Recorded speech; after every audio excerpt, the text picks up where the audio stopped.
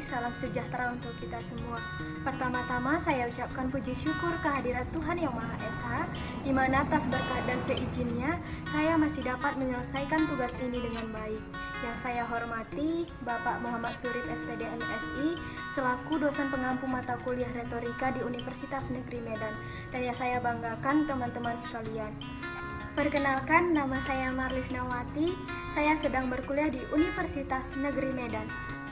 Di sini saya akan menjelaskan tentang retorika dan ilmu berbicara. Membahas tentang berbicara. Berbicara merupakan aktivitas rutin kita setiap harinya. Penelitian ilmiah mengatakan 75% waktu bangun kita digunakan untuk berbicara dan berinteraksi dengan orang lain. Ilmu berbicara atau sering juga disebut dengan retorika. Retorika merupakan sebuah ilmu seni berbicara yang berarti mengucapkan kata atau kalimat kepada seseorang atau sekelompok orang untuk mencapai suatu tujuan tertentu agar pendengar terpengaruh dan paham. Retorika dapat diartikan secara etimologi dan terminologi. Jadi di sini saya akan membahas tentang retorika secara etimologi dahulu. Secara etimologi atau berdasarkan asal kata, retorika berasal dari bahasa Latin atau Yunani kuno, yaitu retorika yang artinya seni berbicara. Dalam bahasa Inggris, pengertian retorika ada retorik yang berarti kepandaian dalam berpidato atau berbicara. Secara terminologi, di dalam bahasa Inggris retorika atau dikenal dengan istilah the art of speaking, yang artinya seni di dalam berbicara atau bercakap. Keterampilan berbicara pada dasarnya harus dimiliki setiap orang yang di dalam kegiatannya membutuhkan komunikasi.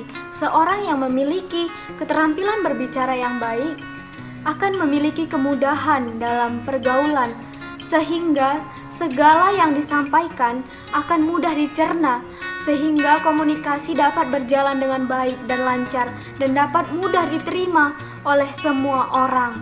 Kita sadari juga bahwa keterampilan berbicara seseorang dipengaruhi oleh dua faktor penunjang utama, yaitu keterampilan eksternal dan keterampilan internal.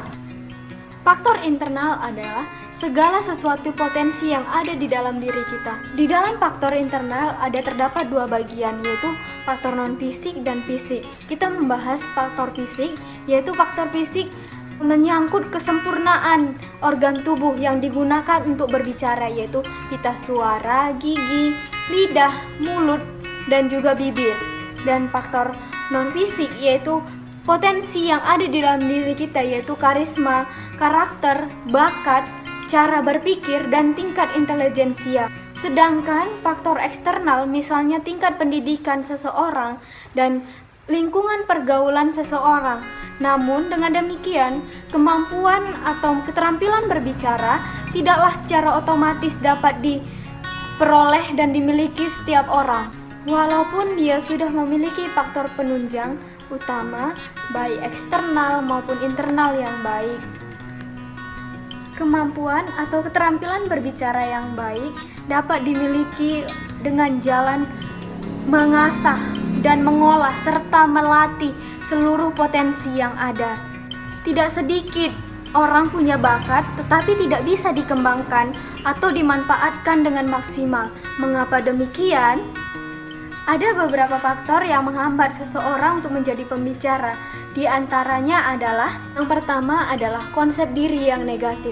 Orang yang memiliki konsep diri yang negatif umumnya peka terhadap kritik, responsif terhadap pujian, berprasangka buruk, pesimis, cenderung merasa tidak disukai oleh orang lain, hiperkritis.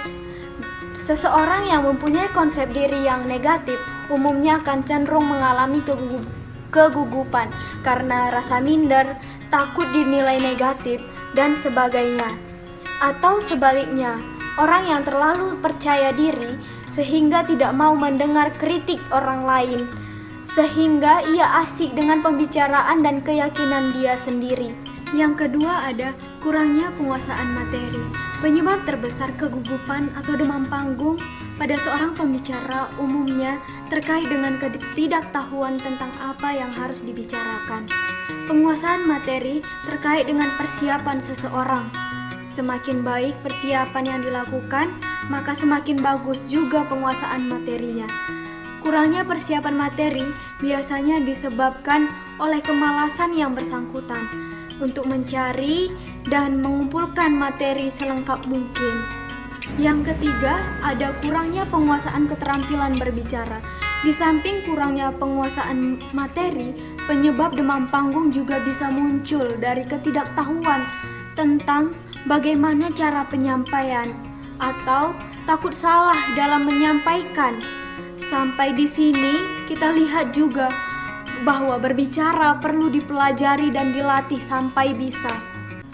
Menurut Aristoteles, dalam retorika terdapat 3 bagian prinsip, yaitu ada ethos, pathos, dan logos. Jadi saya akan menjelaskan satu persatu. Dari ethos. Ethos adalah etikal, yaitu karakter pembicara yang dapat dilihat dari cara dia berkomunikasi dan bagaimana cara ia mempersuasi audiens sehingga audiens peduli dan percaya kepada pembicara. Yang kedua ada pathos atau itu emosional, yaitu pengolahan emosi di depan publik. Bagaimana cara menampilkan intonasi yang baik dan benar di saat nada tinggi membuat nada tinggi dan di saat nada rendah itu digunakan nada rendah. Yang ketiga ada logos, logikal, yaitu pemilihan kata atau kalimat dan memiliki pengetahuan yang luas, yang mendalam sehingga dapat menyampaikan dengan rasional dan logis. Ada beberapa cara untuk mengembangkan keterampilan berbicara atau berretorika. 1. Tingkat kemampuan berbahasa yang baik, memperbanyak kosakata dengan memperbanyak membaca dan menulis. Yang kedua, ada melatih kemampuan mendengar, memperhatikan apa yang disampaikan pembicara lain sebelum mengutarakan pendapat. Yang ketiga itu ada belajar untuk mengerti dan menghargai cara pandang orang lain dengan pemikiran terbuka. Yang keempat, hindari komunikasi di situasi emosional, karena jika kita emosi, kita akan kehilangan objektivitas dan cenderung mengatakan sesuatu yang nantinya akan disesali. Yang kelima, yang paling penting menurut saya, ikut serta dalam organisasi agar kita bertemu dengan orang baru, kita tahu bagaimana cara berkomunikasi dengan orang baru. Dan ketika kita bertemu dengan orang baru, pasti kita memiliki dan mendapatkan suatu kosakata yang baru dari orang baru itu sendiri. Jadi itu menurut saya tentang cara mengembangkan keterampilan berbicara atau berretorika. Demikian materi yang dapat saya sampaikan tentang retorika dan ilmu berbicara.